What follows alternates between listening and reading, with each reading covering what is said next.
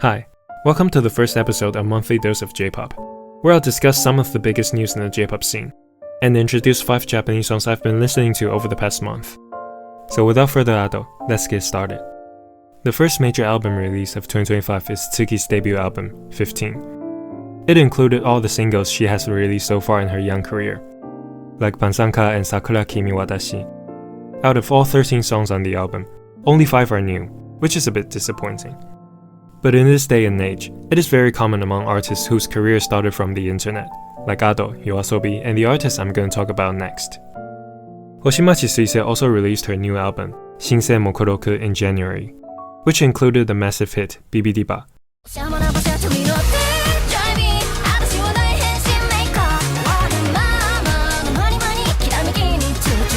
Shinsei Mokoroku is also another album that includes many existing songs, as only 5 out of 11 are new releases. Would I have wished that there were more new songs? Definitely. But right now I'm just enjoying the ones we did get, like Venus Bug and Caramel Pink. While Tuki and Hoshimachi Suisei's album releases were massive news, it was their surprise collaboration on YouTube that made the headlines. Both artists have proven to be incredible live singers, so them singing karaoke together was truly a feast for our ears. Especially since they sang some of my favorite songs, like Ai o tsutai da toka.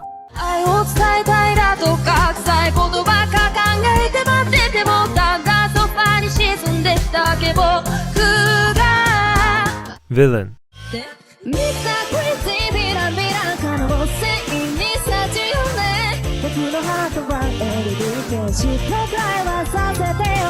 And Kabutomushi.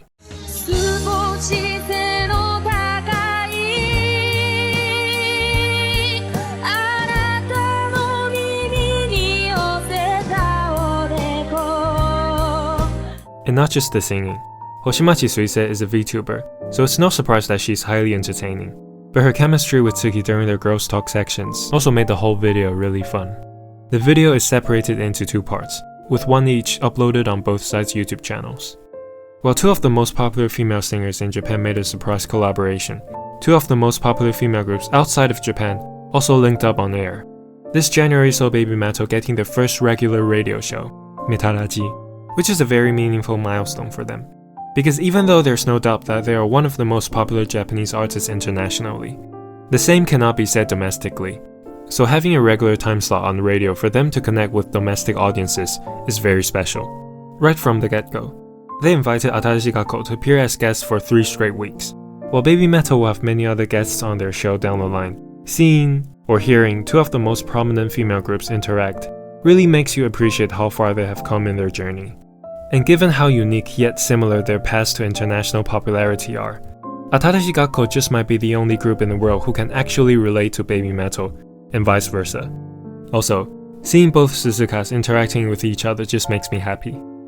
On to the next one. Let's introduce some male presence. Mrs. Green Apple released their new single Darling for this year's 18 Fest.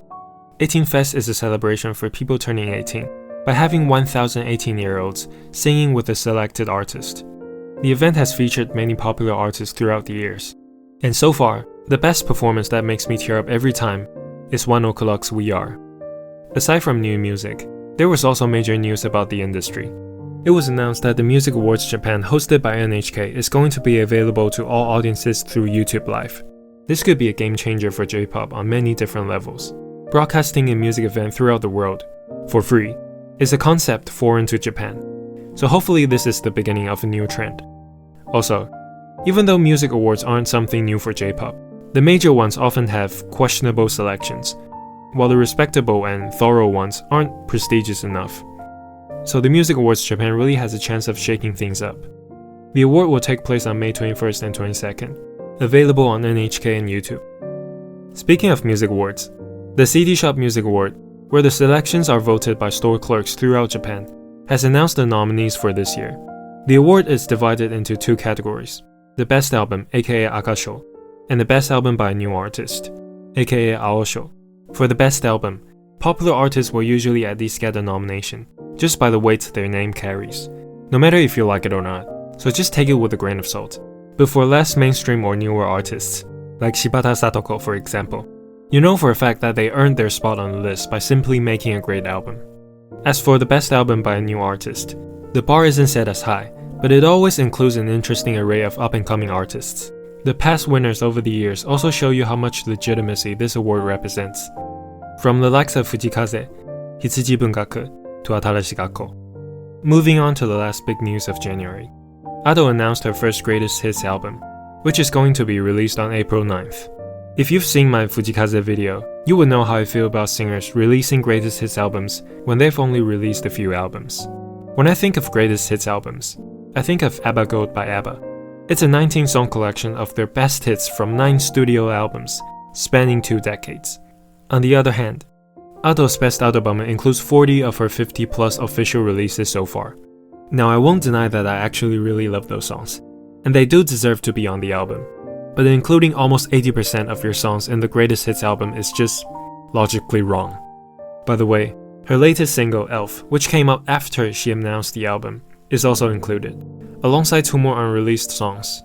So basically, the whole concept of the greatest hits album, which is to make an album filled with classics, is completely absent here. I know I'm coming off like a hater right now, but for me, being critical and not embracing everything my favorite artists present to me is how I show love and support. Plus, let's be honest, this whole idea is most likely from Universal Music, instead of her camp. Ado herself is probably just stoked to have her own greatest hits album, and I'm genuinely happy for her.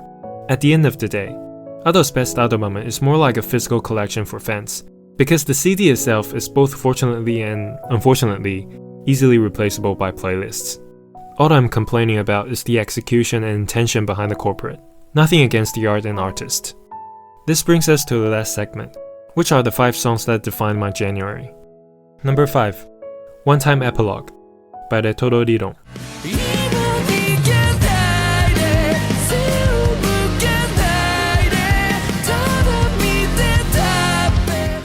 One Time Epilogue is quite an official Hikirandism-coded song.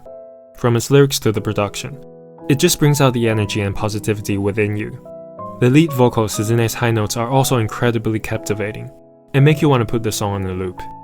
Number 4. Meme by Shebon.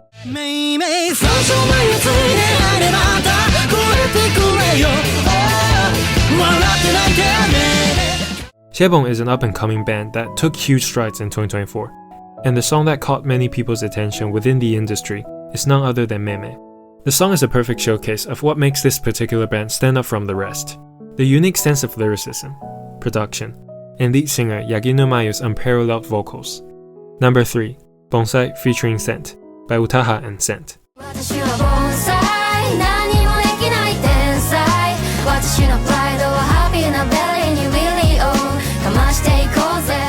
Bonsai is one of those catchy little pop songs that just stuck in your head, and before you know, it has made it onto the list.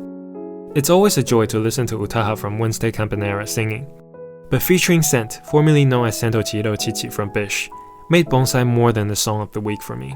While Aina the End was definitely my favorite member from Bish, since their disbandment, Scent has really grown on me, so I'm really happy to see her solo career blossoming. Number 2. Contrast by Tomo.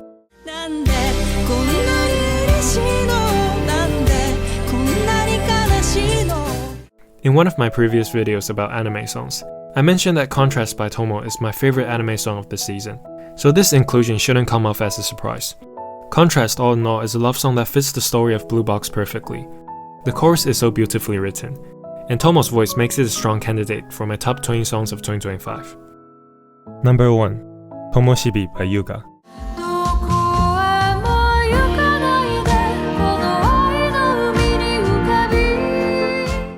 Tomoshibi is the theme song of a Japanese drama I recently watched, called If My Wife Becomes an Elementary Student. Before you judge, I know it sounds weird, but it's actually a really beautiful story about learning to move on from the passing of your loved ones. And Tomoshibi captured the sorrows of the story really well. This is the end of the video. Please share in the comments if I missed any major news. This has been Cushion. See you next time.